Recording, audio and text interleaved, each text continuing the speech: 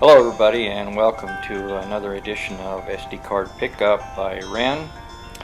I'm choosing this intro video because it's one of my favorites with the snow and this big bull elk coming through.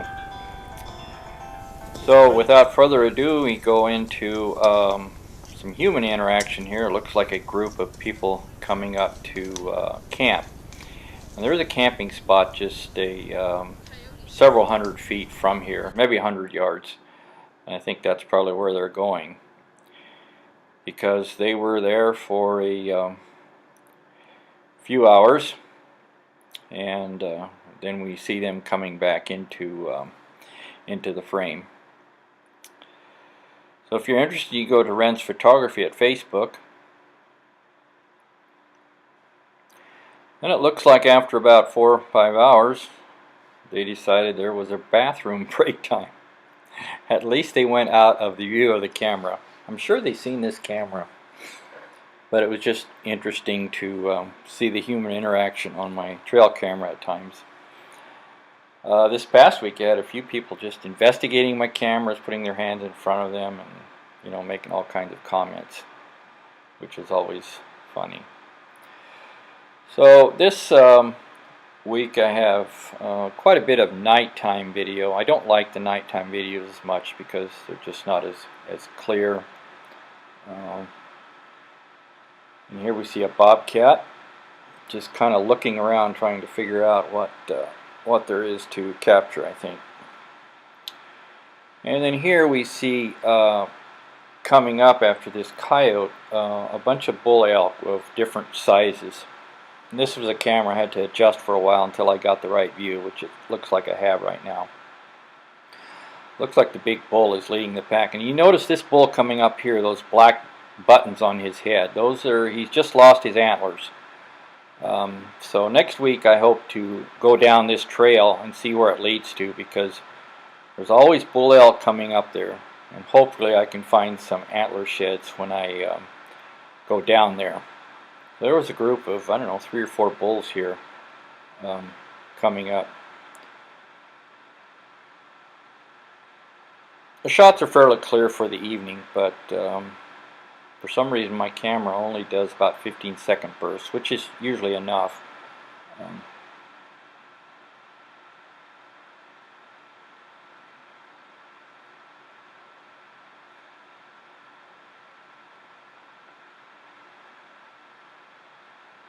And I think they're heading up to a watering place. There's a pond that a lady has that I've heard of close to her house, and that's about a half-mile away. And many times these elk wait until dark to come up this trail for some reason. Very seldom do I see them on my cameras during the daytime.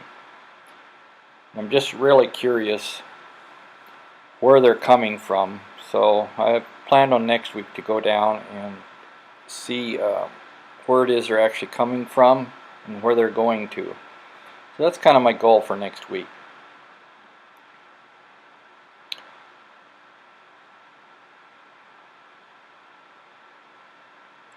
Here we have a spike coming up,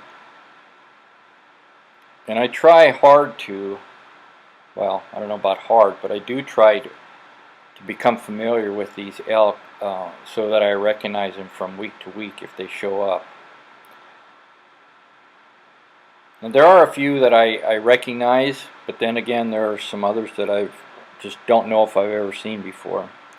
I do find that the vast majority of them are like 4 or 5-point raghorns.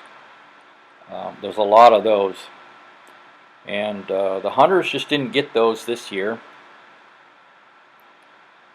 There is a big, was like a 6-7 pointer that I have not seen on any of my cameras since the fall hunting season. So somebody must have shot that that big one, which is what happens usually.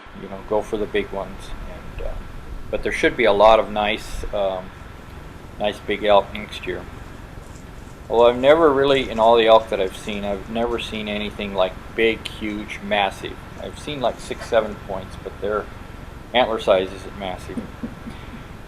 Here's a trail. This is the Arizona Trail. We have 3 elk coming down through there. Actually, these three I seen on a camera earlier, which I left the card out there in the camera because there just wasn't enough footage in there for me to take it back. Here's an unusual sighting for me is raccoon. Just every couple, 3 months maybe, that I'll see a raccoon. So there's not a lot of raccoons, not nearly the amount of coyotes. Coyotes are there all the time, but not a lot of raccoons. Here's a new camera location in a very large wash that carries a very large amount of water that I can see. Here we have an elk running through the camera frame. Here's one of my favorite places as far as water holes go. There's like a 4 or 5 pointer coming in for a drink. And so that water hole looks like it's going to have water for a while now. Although into summer it probably will dry up. But after the July rains start, then it's usually full of water until winter. So it's now been over a year that I've had cameras out. I haven't always had a camera here from the very beginning. I'm not sure why. I always knew this water hole was here.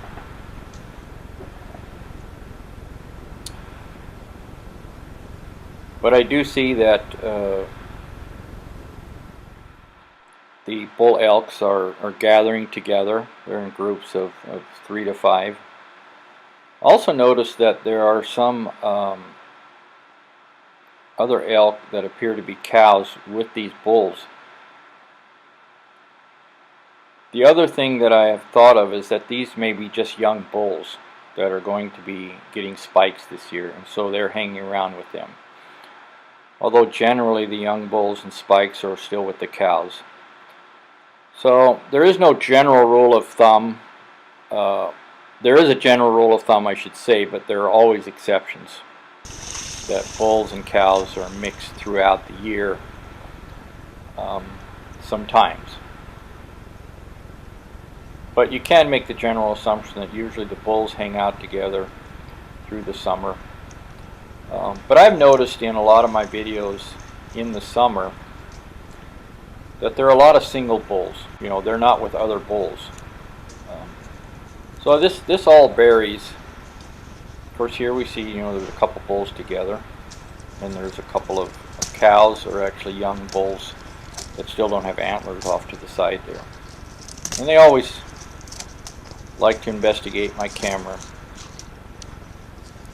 This bull was actually feeding on some leaves right above the camera. I could see that when I came to get the card out of the camera.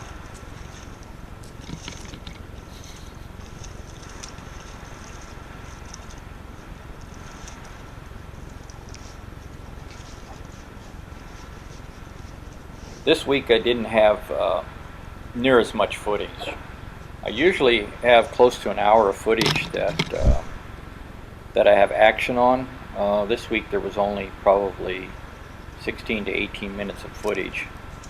So I didn't do a lot of editing. I did edit anything that did not really have action in it. Here's the usual gray fox. You always have some gray fox, as many of you notice. And of course the occasional bobcat. And very rarely do I have the raccoons. Here we have a cow coming in for a drink. I'm still looking for antler sheds. And of course I noticed, as I commented earlier, that I seen one bull that has lost his antlers. Most of them still have their antlers, and some of them will keep it until April sometime. But those are usually bulls that are very low in testosterone, and that is what pushes the antlers off. But if they have low testosterone, it's been reported that they just don't drop their antlers very quickly. And those are the bulls usually that also have kind of deformed antlers. So I'm still walking through this area looking for sheds, hoping to find one. That's kind of my goal this year, is to be able to find some antlers.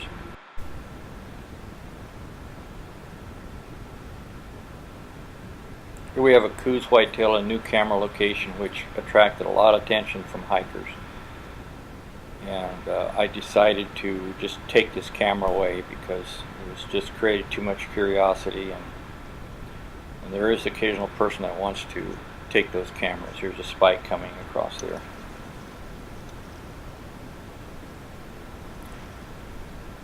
Here's another person coming with a couple of dogs, backpack. He has a walkie-talkie. I can hear him talking to someone. Not sure what's going on here. Don't really look like hunting dogs. A German Shepherd is not really a hunting dog. It's more of a protection dog. So I'm not sure what's going on. Just creates some curiosity for me.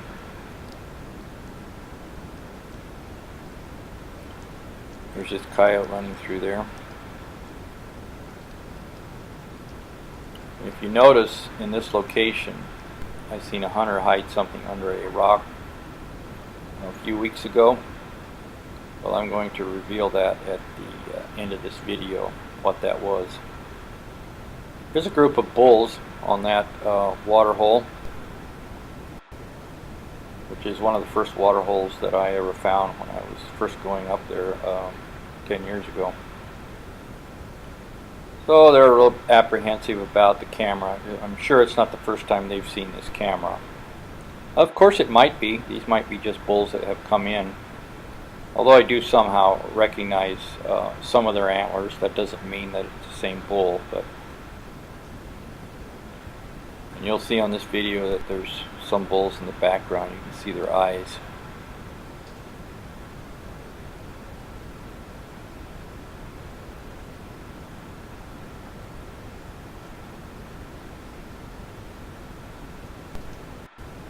I wonder sometimes when they see that red glow of the infrared lights that they think that's some kind of a predator. They don't seem to run. It just makes them really curious.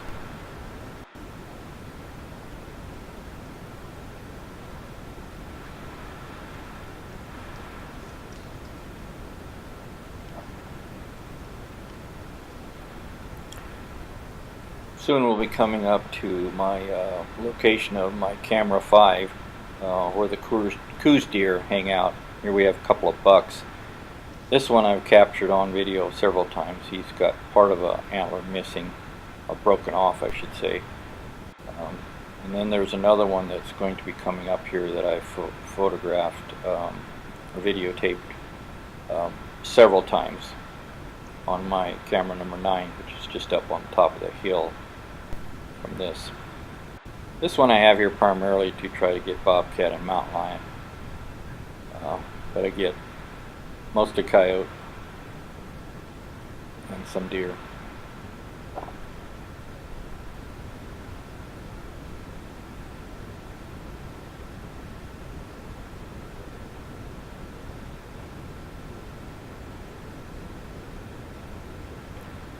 So we are just about to come to this end of this week's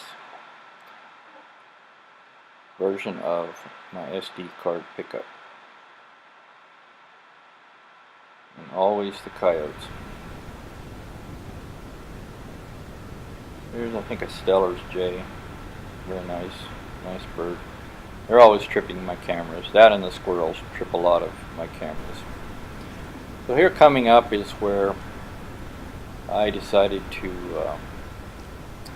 see what that hunter hid under the rock. I was quite curious what it was, and then after I got there and found it, it all made sense. There are a number of trees that have marked with ribbons, white and pink ribbons, and he had just pulled them off the trees. There I was holding it up. So they were just a bunch of ribbons that he tried to hide. Okay, that's all for this week, and I will hopefully see you next week. Have a good day.